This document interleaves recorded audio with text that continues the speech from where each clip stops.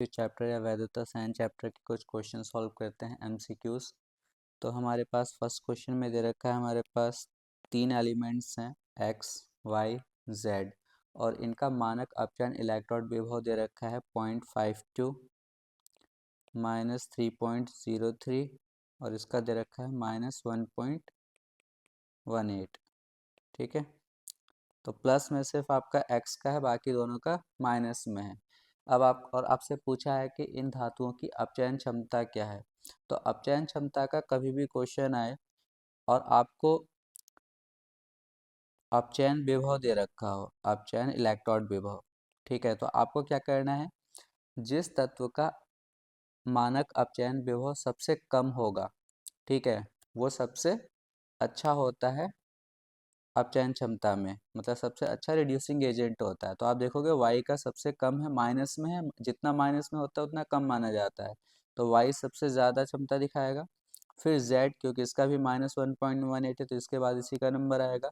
और सबसे कम किसकी होगी, x की, क्योंकि इसकी वैल्यू ज़्यादा है, प्लस में है। ठीक है, तो हमारा आंसर हो जाएगा ए। नेक्स्ट क्वेश्चन है हमारे पास, क्षार धातुएं ABCD, इनका भी अपचयन विभव दे रखा है आपको।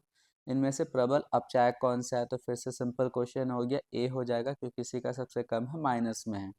18 क्वेश्चन देखो आप, ये इंपॉर्टेंट है। फिर से मानक अपचयन विभव दिया है और आपसे ऑक्सीकारक पूछा है बच्चे। क्या पूछा है, ऑक्सीकारक। तो आपको क्या याद रखना है, अपचायक में आपने क्या देखा था, अपचायक में आपने देखा था जिसका अपचयन विभव सबसे कम होगा वो सबसे अच्छा अपचायक। तो ऑक्सीकारक उल्टा होगा, जिसका अपचयन विभव सबसे अधिक दे रखा होगा आपको एग्जाम में, वो अच्छा ऑक्सीकारक होगा। कम दे रखा है तो अपचायक होगा, लेकिन अगर ज़्यादा दे रखा है तो, और पूछा भी तो ऑक्सीकारक ही है, तो आप देखो यहाँ पे लिथियम का -3.05, ये सबसे कम है क्योंकि सबसे ज़्यादा है और माइनस साइन है। तो माइनस साइन अगर किसी नंबर के साथ लग रहा है और वो नंबर बड़ा है, माइनस साइन है, तो बहुत छोटा होता जाएगा। तो सबसे लिथियम का सबसे कम है, बेरियम का है -2.73, सोडियम का -2.71, मैग्नीशियम का देखो -2.37। तो सबसे ज़्यादा वैल्यू मैग्नीशियम की मानी जाएगी। क्यों, सबका है तो माइनस में ही, मैग्नीशियम का ये माइनस में है, लेकिन माइनस में ये वैल्यू छोटी है तो ये संख्या बड़ी मानी जाएगी। तो सबसे यहाँ पे ज़्यादा मान किसका है इन चारों में, मैग्नीशियम का। तो मैग्नीशियम यहाँ पे एक प्रबल ऑक्सीकारक है। ध्यान दो, ऑक्सीकारक की जब बात हो रही है और अपचयन विभव दे रखा है, तो हम ये नहीं देखेंगे कि किसका अपचयन विभव सबसे कम है, हम उल्टा देखेंगे किसका सबसे अधिक है। तो आंसर हो गया मैग्नीशियम। अब नेक्स्ट क्वेश्चन देखो, इसमें भी आपको लिथियम, बेरियम, सोडियम, मैग्नीशियम, इन सब के बस आयन की फॉर्म में दे रखा है। देखो लिथियम, लिथियम प्लस में कन्वर्ट हो रहा है, तो इसका मतलब ऑक्सीकरण हो रहा है। तो अब जो आपको विभव दिया है ये +3.05 +2.75, ये 19 क्वेश्चन बता रहा हूँ, +2.71 एंड +2.37। अब आपको ये कौन से विभव दिए हैं, ऑक्सीकरण विभव।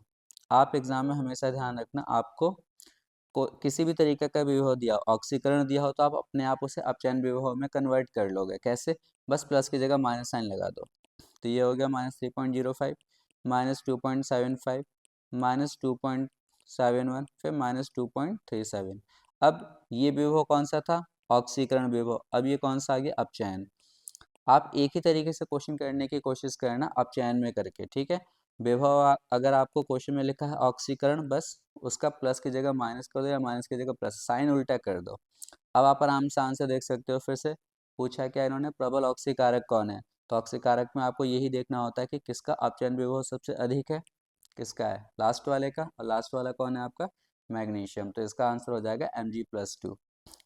नेक्स्ट क्वेश्चन देखते हैं, चार धातु हैं ABCD, इनके फिर से इलेक्ट्रॉन विभव दे दिया 1.5 प्लस में माइनस, फिर ये प्लस में थोड़ा कम हो गया 0.35 और ये माइनस में 0.76। सक्रियता पूछी है। सक्रियता का मतलब बच्चे कौन आसानी से इलेक्ट्रॉन देगा। आसानी से इलेक्ट्रॉन वो एलिमेंट देता है जिसका अपचयन विभव कम हो, ठीक है, अपचयन विभव कम हो। तो सक्रियता में मतलब फिर से आपको अपचयन विभव कौन सा देखना है, कम वाला देखना है। याद रखो, सिर्फ ऑक्सीकारक जब पूछा जाएगा, क्या, ऑक्सीकारक, तब आपको देखना है कि अपचयन विभव अधिक होना चाहिए, वरना हमेशा जितना कम अपचयन विभव होगा उतना अच्छा वो काम करेगा। तो इसमें इन्होंने क्या पूछा है, सक्रियता। अब घटती हुई सक्रियता में पहले आप उसको लिखोगे जो सबसे ज़्यादा सक्रिय है, तो सक्रिय सबसे ज़्यादा कौन होगा, जिसका अपचयन विभव सबसे कम होगा। तो आप देखो सबसे कम बी वाले का है -2.0, तो बी हो गया। फिर डी वाले का है -0.76। अब दोनों का प्लस में है ए और सी का, लेकिन सी वाले का प्लस में है लेकिन थोड़ा कम है, तो सी वाला माना जाएगा। और फिर सबसे कम कौन सा होगा, ये।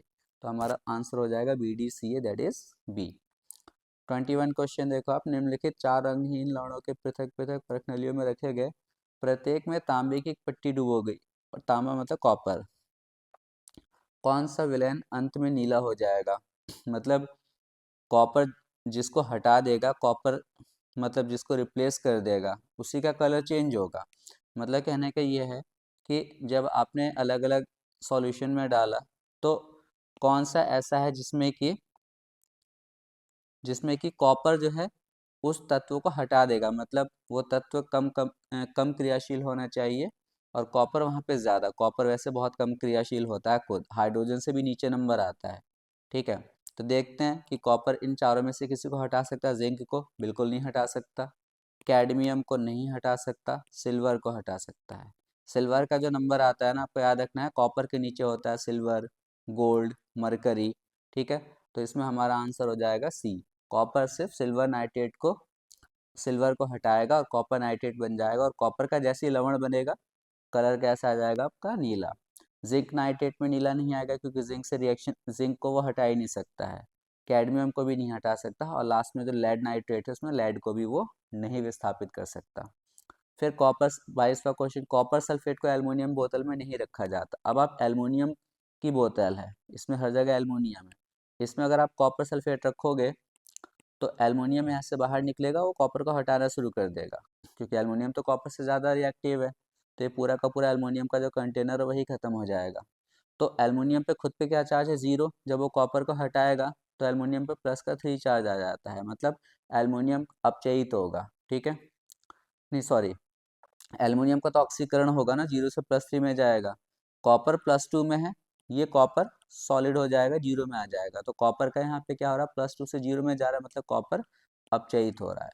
ठीक है, तो हम इसलिए नहीं रखते हैं एल्युमिनियम के कंटेनर में कॉपर सल्फेट को, कि रिएक्शन होनी स्टार्ट हो जाएगी और आपका जो कॉपर है वो अपचयित होने लगेगा। अगर यहाँ पे एक ऑप्शन कॉपर अपचयित का ना होता, और ये होता है कि एल्युमिनियम ऑक्सीकृत हो जाएगा, तब भी सही आंसर होता। फिलहाल यहाँ पे हमारा बी ऑप्शन सही है।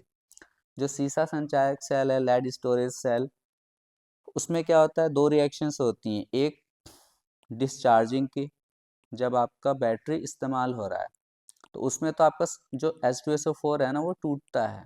ठीक है, H आयन में और SO4 माइनस में। ठीक है, लेकिन जब हम बैटरी को चार्ज करते हैं, अपनी घर वाली बैटरी को जब हम चार्ज करते हैं, इन्वर्टर वाली बैटरी को, तो उसे हम कहते हैं आवेशित करना, चार्ज कर रहे हैं हम उसे।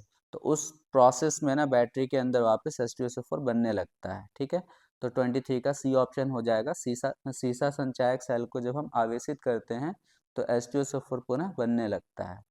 देन 24 क्वेश्चन है, संक्षारण को बचाने के लिए आयरन पर की जाने वाली सबसे टिकाऊ धातु प्लेटिंग होगी।